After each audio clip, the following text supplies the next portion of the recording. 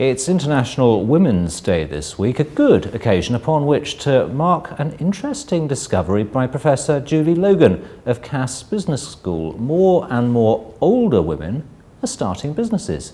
Professor Julie Logan is with me now.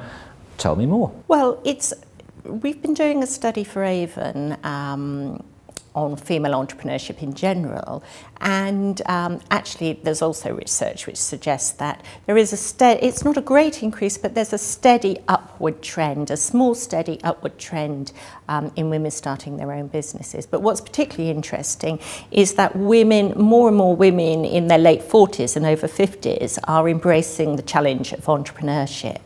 And this is partly, of course, because we do have an ageing population, and it seems this group of women, particularly professional women, I've done this study and it's around professional women, want to do something perhaps when the family have left home, their children perhaps gone off to university.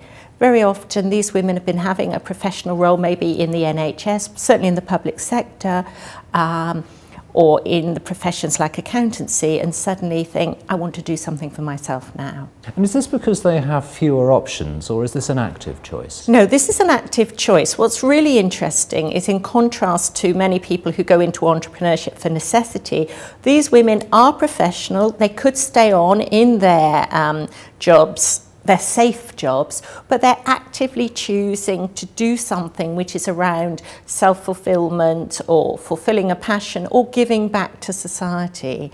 And it seems that in many cases this is because although their job within, say, for example, the NHS is a comfortable job, or not necessarily comfortable, but is a good job, they're frustrated with what's happening, or they find there is no outlet for creativity. So it's a leap, a sort of a career choice, but on the negative side, they've become slightly frustrated with what they were doing before. And often they've hung in there because of the family. Once the family have left home, they feel they can do something for themselves. And are there any trends you've spotted in the types of businesses these women are starting? You know, this is one of the things which is possibly slightly disappointing. Most of these women start businesses in retail or the service industries, so they're not necessarily going into manufacturing or you know, IT or those sorts of things, technology. And are these successful businesses? Yes, this is a study of, it's a small study, but it's a follow-on from the other work we've been doing. So we've been looking at 10 of these female entrepreneurs in depth, and their businesses are very successful.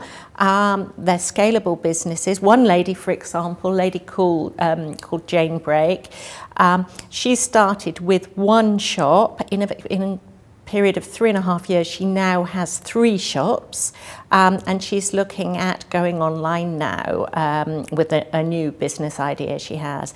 Another lady is manufacturing sisal bags, you know, because obviously there is a need to move away from plastic bags and that sort of thing. And your research is ongoing. You've now got a huge survey starting. We do have a big survey with Avon coming up, and that's actually going to be looking at women in entrepreneurship through the life of a woman. So we're looking at women who are sort of 18 to 25, women who are 25 to 40, women who are 40 to 50, 50 to 60, and then 60 plus. And we're looking at the differences in those groups.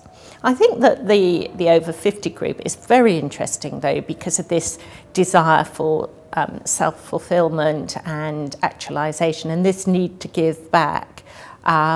And, you know, perhaps we don't see that in younger groups because they haven't got time to think about that. And you'll come back and tell us about the results once you've crunched the data? Yes, thank you. Professor Julie Logan, thank you very much.